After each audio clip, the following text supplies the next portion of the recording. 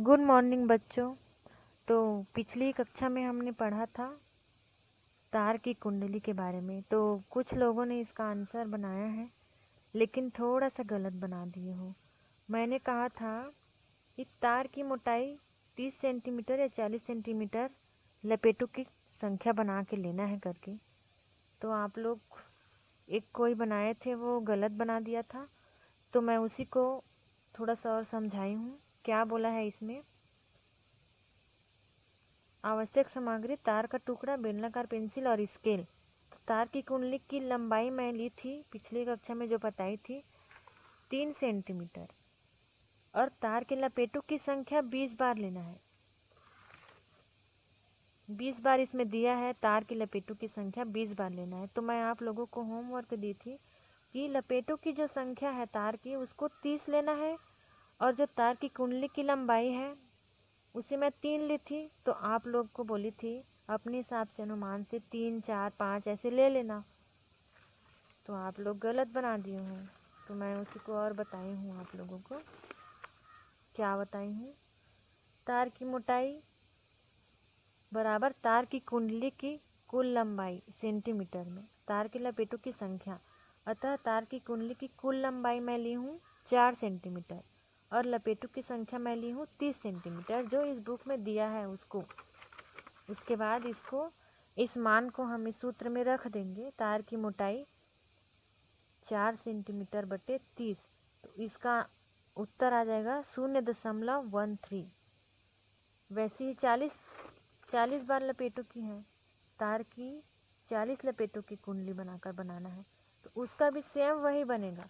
सिर्फ आपको ऊपर का लंबाई, कुल लंबाई है कुंडली की, तार की कुंडली की कुल लंबाई है, उसको बस बदलना है। तो मैं यहाँ पर 5 ली हूँ, पहले 3 ली थी, फिर 4, उसके बाद 5 ली हूँ। उसके बाद सेम वही प्रोसेस करना है, वही प्रक्रिया करके निकालना है।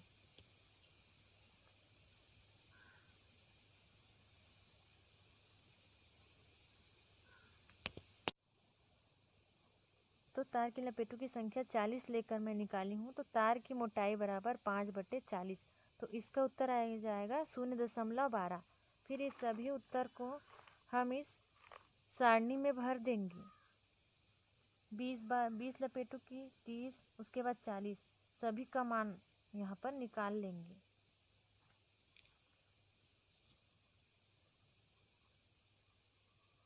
उसके बाद तार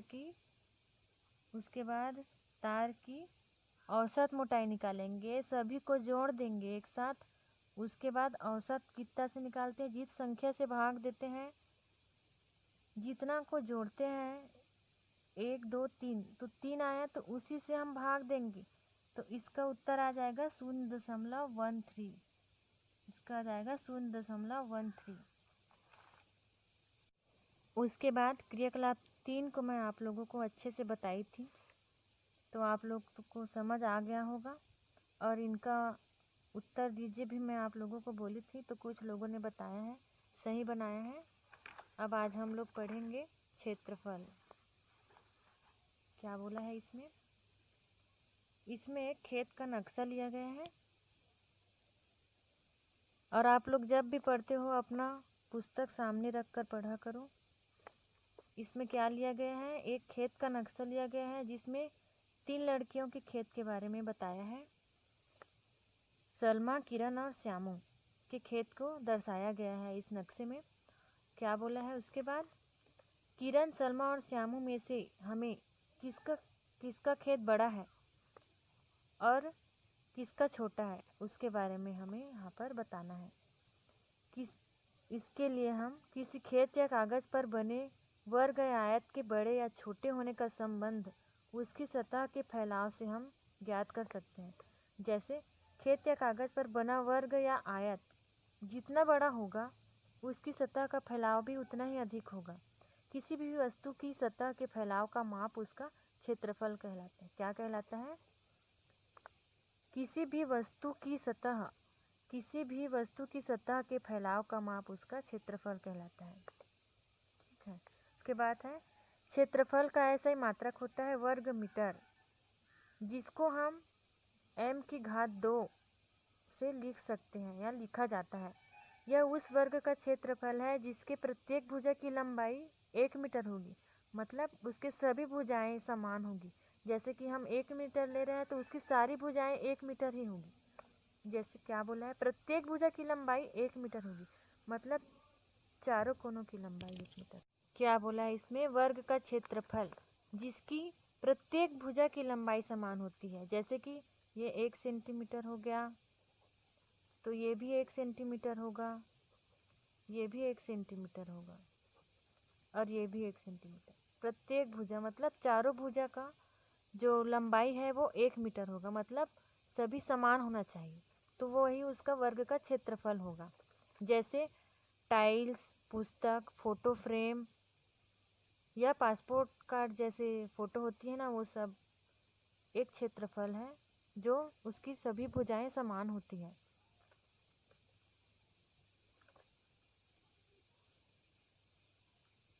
पोस्ट कार्ड जैसे छोटे आकार की वस्तुओं का क्षेत्रफल वर्ग सेंटीमीटर मतलब cm की घात 2 में दर्शाते हैं।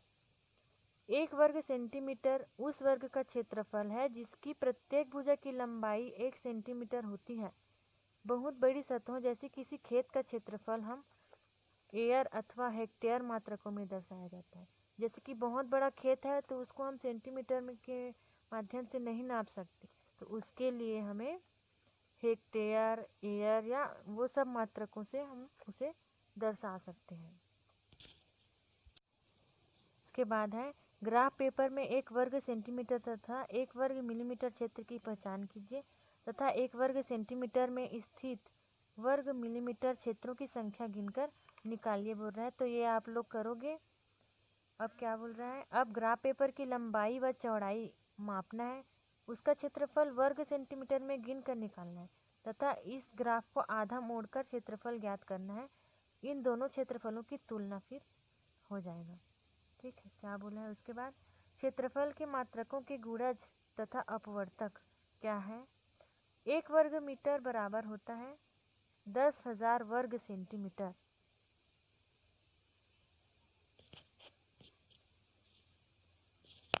क्या बोला है, 1 वर्ग मीटर बराबर 10,000 वर्ग सेंटीमीटर।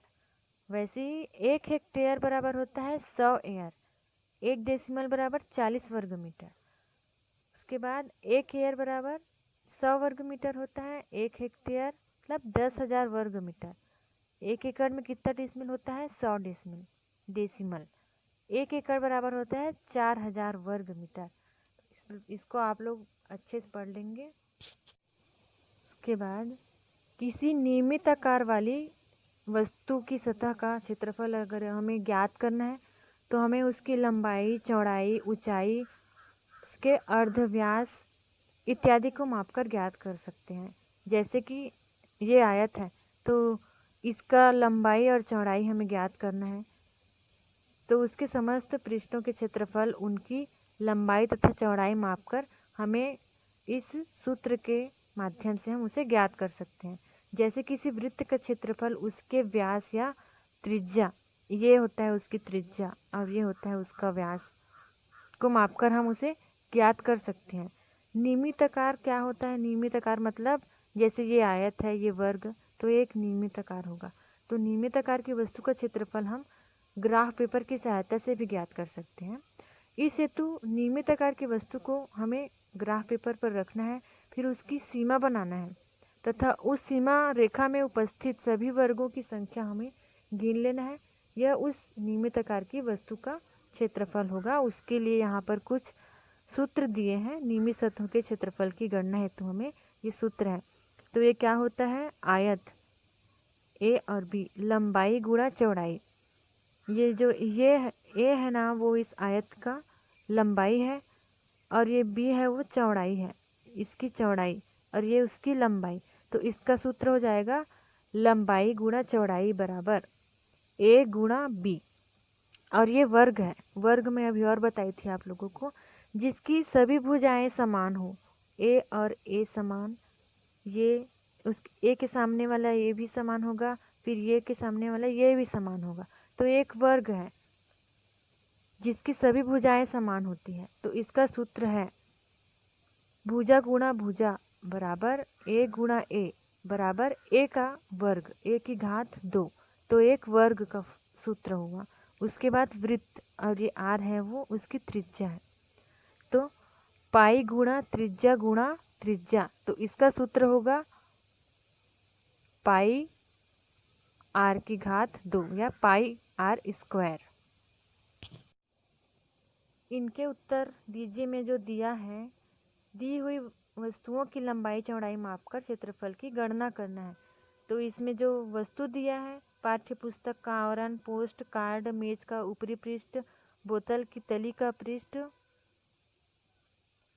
उसका आप लोग लंबाई चौड़ाई, अर्धव्यास और क्षेत्रफल निकालेंगे। और नहीं आएगा समझ तो फिर मैं आपको आगे की क्लास में, आगे की कक्षा में बताऊंगी।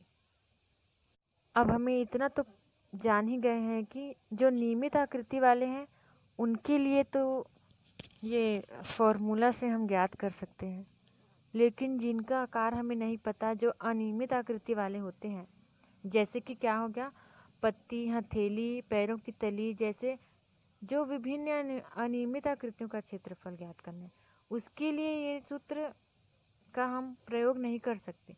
उसके लिए हम ग्राफ पेपर का प्रयोग कर सकते हैं, जिससे हम इनका आकृति का क्षेत्रफल हम ज्ञात कर सकते हैं। अब हम क्रियाकलाप 4 पढ़ेंगे।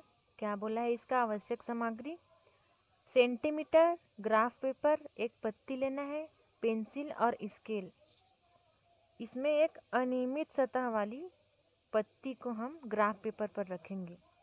उसके बाद उसकी सीमा रेखा, उसके बाद उसकी जो सीमा रेखा को हम पेंसिल से खींच लेंगे।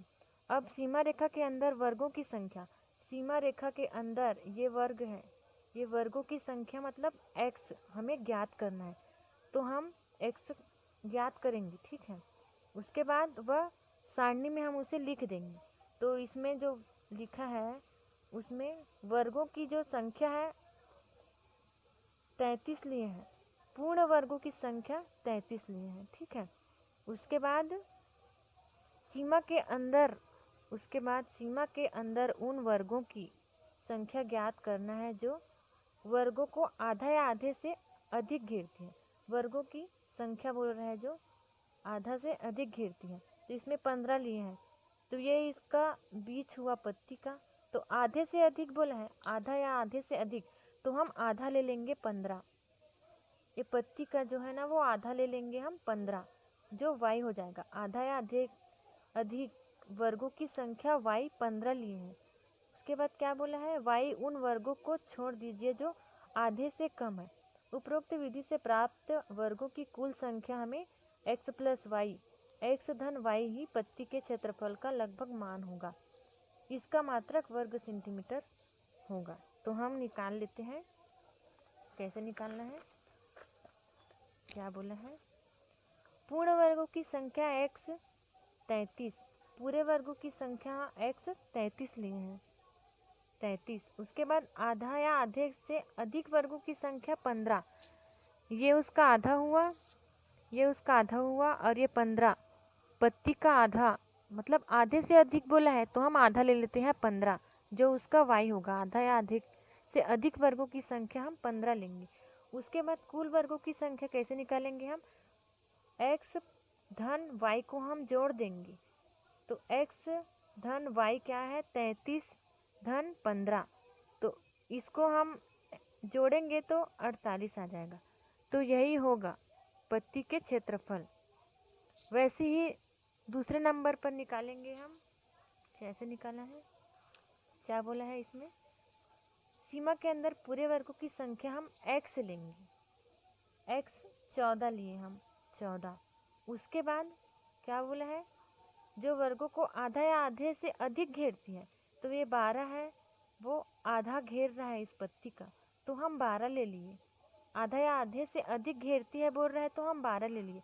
उसके बाद 14 और 12 को हम जोड़ देंगे, 14 धन 12 बराबर 26, तो पत्ती का क्षेत्रफल हमें वर्ग सेंटीमीटर में मिल जाएगा 48 और 26, यही पत्ती का क्षेत्रफल होगा। उसके बाद यहाँ पत्ती का क्षेत्रफल लगभग 48 वर्ग सेंटीमीटर, जो पहला बताई हूँ वो। उसके बाद इस विधि से हम नियमित आकार की वस्तुओं जैसे गिलास की वित्तीय पेंदी का क्षेत्रफल भी हम ज्ञात कर सकते हैं और अपना परिणाम हम जांच कर सकते हैं। तो ये दोनों का मान ऐसे ही निकल जाएगा। उसके बाद आप लोग इनके उत्तर दीजिए में जो प्रश्न दिया है उसको आप लोग बनाएंगे, और नहीं आएगा समझ तो फिर मैं आप लोगों को बताऊंगी आगे की कक्षा में। ठीक है।